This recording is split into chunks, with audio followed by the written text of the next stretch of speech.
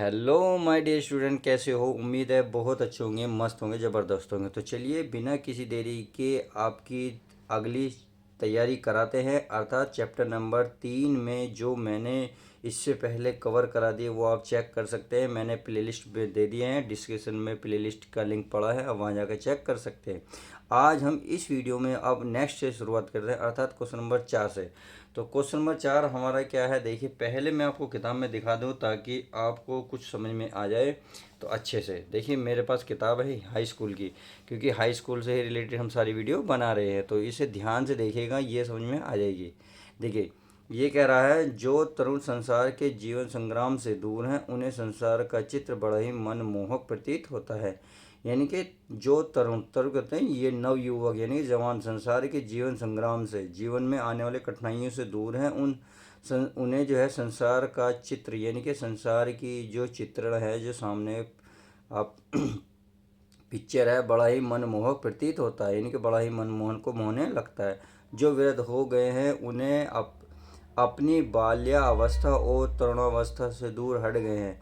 यानी कि जो लोग बुजुर्ग हो गए हैं और बाल्यावस्था से दूर हो गए हैं, यानी कि बचपने से और जवानी से दूर हट गए हैं, उन्हें अपने अतीत की स्मृति बड़ी सुखद लगती है। यानी कि उन्हें जो बीते हुए पल होते हैं बचपन के या बुढ़ापे के, सॉरी बचपन के और जवानी के जो पल होते हैं बड़े ही अच्छे लगते हैं, बड़े ही मनमोहक लगते हैं। वे अतीत का ही स्वप्न देखते हैं, यानी कि वे बीते हुए का ही सपना देखते रहते हैं कि हमारे अतीत कितना अच्छा रहा है या किस कौन कौन से पल हमने अच्छे से जिए हैं। तरुणों के लिए जैसे भविष्य उज्जवल होता है, वैसे ही वृद्धों के लिए अतीत, ये कह रहा है तरुणों के लिए यानी कि तरुण जवानों के लिए जैसे भविष्य उज्जवल होता है, यानी कि उज्जवल, ये कह रहा है तरुणों के लिए जैसे भविष्य उज्जवल यानी कि आगे की इच्छा होती है कि हम अच्छे से जिए, अपने फ्यूचर को सेट करें, अपने फ्यूचर में हम ये वो करेंगे, वही बात कह रहे हैं कि वैसे ही वृद्धों के लिए अतीत उसी प्रकार से वृद्धों यानी कि जो बूढ़ों के लिए बीता हुआ पल वर्तमान से दोनों को असंतोष रहता है। कहने का मतलब है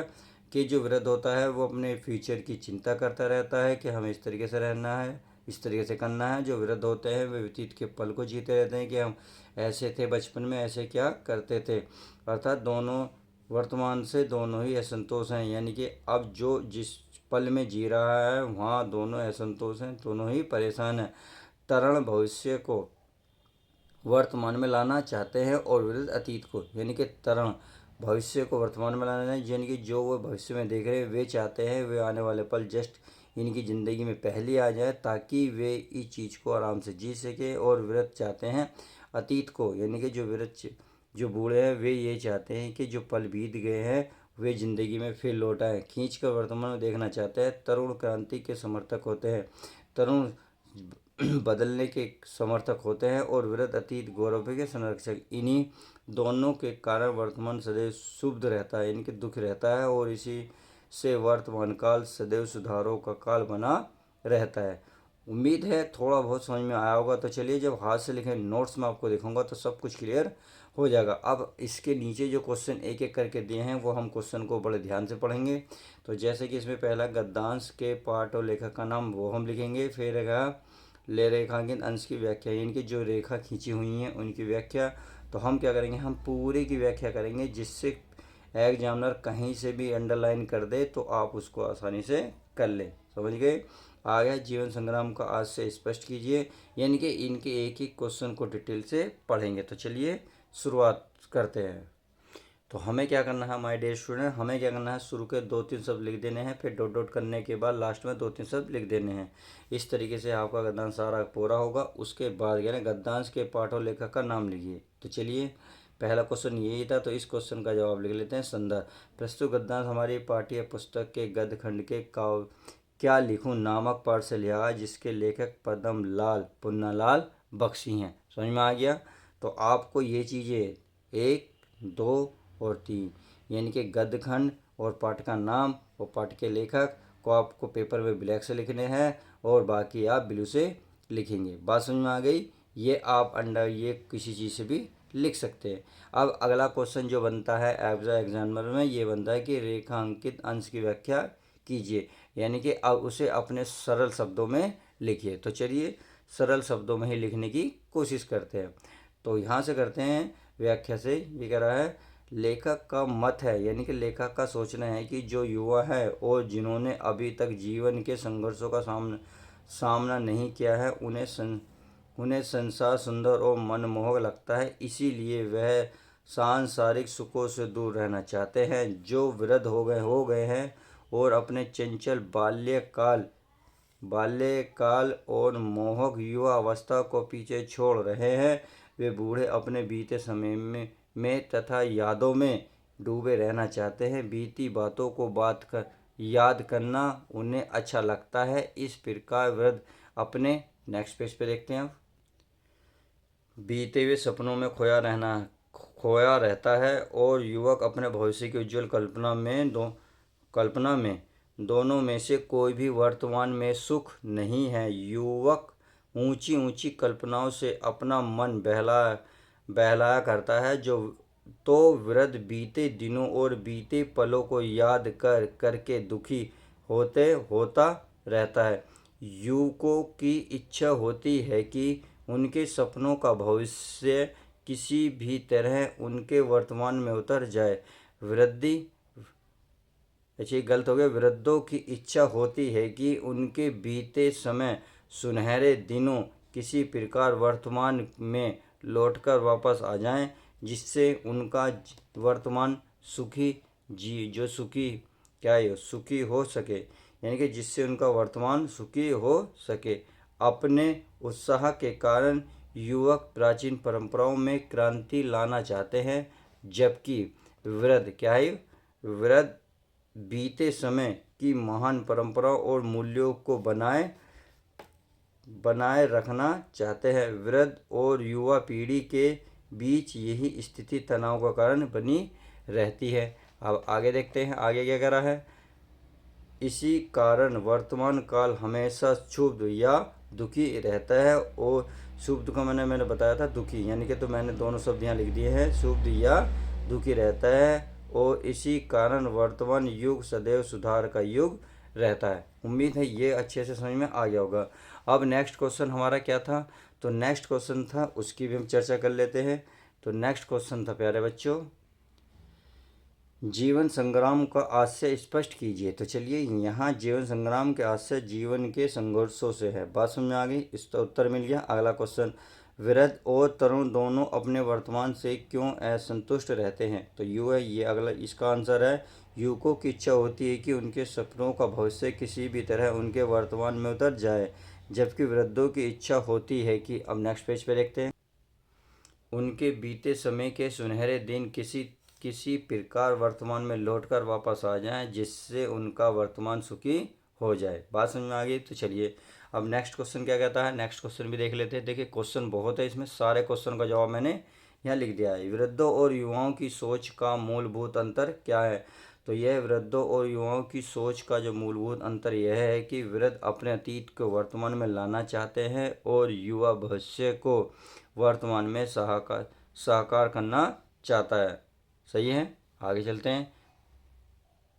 अगला क्वेश्चन क्या है, यह वर्तमान क्षुब्ध क्यों बना रहता है। तो वृद्ध और युवा पीढ़ी के बीच यही स्थिति तनाव का कारण बनती है। इसी कारण वर्तमान काल हमेशा क्षुब्ध या दुखी रहता है और इसी कारण वर्तमान युग सदैव सुधार का युग बना रहता है। तो ये बात समझ में आ गई। तो चलिए इसके क्वेश्चन कंप्लीट हो गए।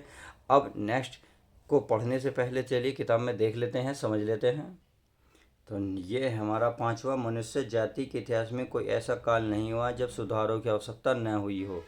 तभी तो आज तक कितने भी सुधारक हो गए हों, पर सुधारों का अंत कब हुआ है। भारत के इतिहास में बुद्ध देव, महावीर, स्वामी नागार्जुन, शंकराचार्य, कबीर, नानक, राजा राम मोहन राय, स्वामी दयानंद और महात्मा गांधी में ही सुधारकों की गणना समाप्त नहीं होती। सुधारकों का जो दल है नगर नगर और गांव गांव में होता है। यह सच है कि जीवन में नए नए क्षेत्र उत्पन्न हो जाते हैं और नए नए सुधार हो जाते हैं। न दोषों का अंत हुआ है और न ही सुधारों का। जो कभी सुधार थे वही आज दोष हो गए हैं और उन सुधारों का फिर नव सुधार किया जाता है। तभी तो यह जीवन प्रगतिशील माना गया है। तो देखिए आसान शब्दों में था, मैंने और आसान शब्दों में लिखने की कोशिश करी है। तो हाथ से लिखे नोट्स भी देखेंगे। अब देखिए क्वेश्चन क्या क्या है, इन क्वेश्चन को पढ़ लेते हैं ताकि हम एक साथ नोट्स को उठाएं। तो पहला क्वेश्चन तो आपका यही बनेगा, उपयुक्त गद्यांश का संदर्भ लिखिए। गद्यांश का संदर्भ लिखेंगे, फिर रेखा अंकित अंश की व्याख्या कीजिए। यानी कि जो रेखा ये खींची हुई है इसकी व्याख्या करनी है, यानी कि अपने आसान शब्दों में लिखने की कोशिश करनी है। तो मैं पूरे को समझाऊंगा क्योंकि एग्जामिनर कहीं से भी अंडरलाइन कर सकता है, कहीं भी लाइन खींच सकता है, कहीं भी रेखांकित अंश की व्याख्या कहने को कह देगा। तो अगला क्वेश्चन है, समाज में समाज सुधारकों की गणना क्यों समाप्त हो गई। यानी कि इस तरीके से आप जो क्वेश्चन देख रहे हैं सबका क्वेश्चन का जवाब मिलने वाला। तो चलिए देखते हैं नोट्स में।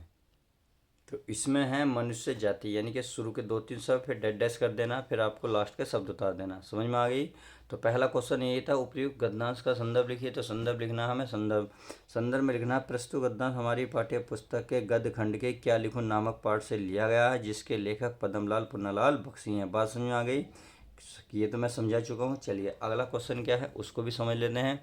तो अगला क्वेश्चन है हमारे प्यारे बच्चों कि रेखा अंकित अंश की व्याख्या कीजिए। तो इसकी हमें व्याख्या करनी है। तो ये है, आदिकाल से ही समाज में बुराइयां, चलिए नेक्स्ट पेज पे देखते हैं, रही हैं, उनको दूर करने के लिए समय समय पर समाज सुधार महापुरुषों ने अवतार लिया है। समाज की ये बुराइयां कभी दूर नहीं होती, क्योंकि एक बुराई को दूर किया जाता है तो 4 नई बुराइयां उत्पन्न हो जाती हैं, जिसे हम आज अच्छाइयाँ मानकर स्वीकार करते हैं। इस प्रकार मनुष्य जाति के आज तक के इतिहास में कोई भी ऐसा काल नहीं हुआ जब समाज बुराइयों से मुक्त नहीं हुआ मुक्त रहा हो।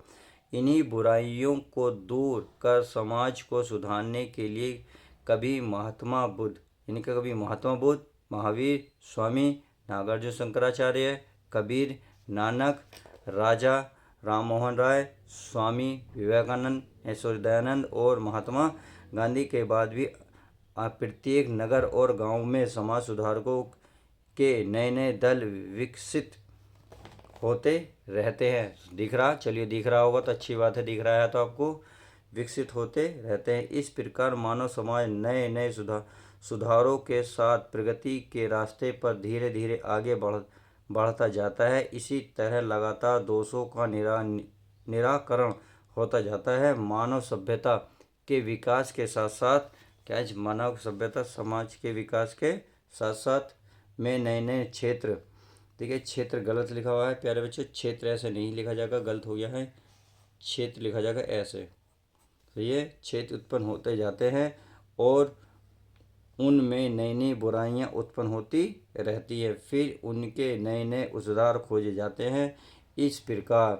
इस प्रकार दोषों और सुधारों की यह परंपरा बिना रुके चलती रहती है। न दोषों का अंत होता है और न ही सुधारों का। यदि सदैव सुधार ही सुधार रहें, क्या लिख रहा है, चलिए उसे भी देख लेते हैं।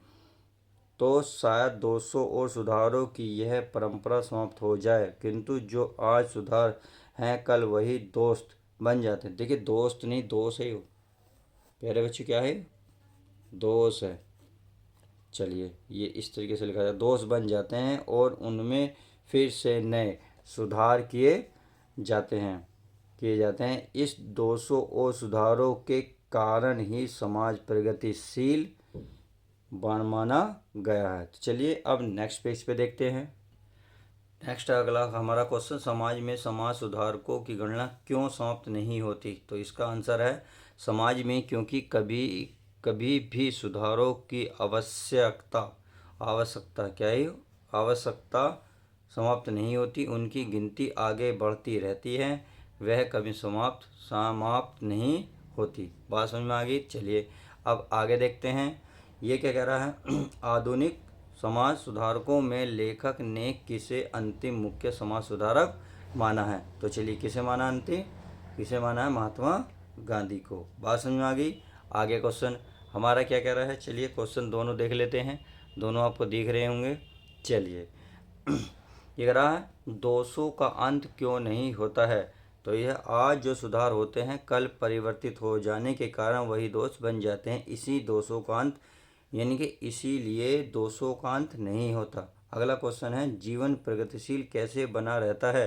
तो नए नए दोषों की उत्पन्न होने और उनमें नए नए सुधारों के लिए समाज के प्रयत्नशील रहने के कारण जीवन निरंतर गलती लिखी जाए लड़की ने प्रगतिशील बना रहता है। उम्मीद है ये बात अच्छे से समझ में आ गई होगी। तो इस चैप्टर में इतना ही। वीडियो कैसी लगी लाइक करके ज़रूर बताएं।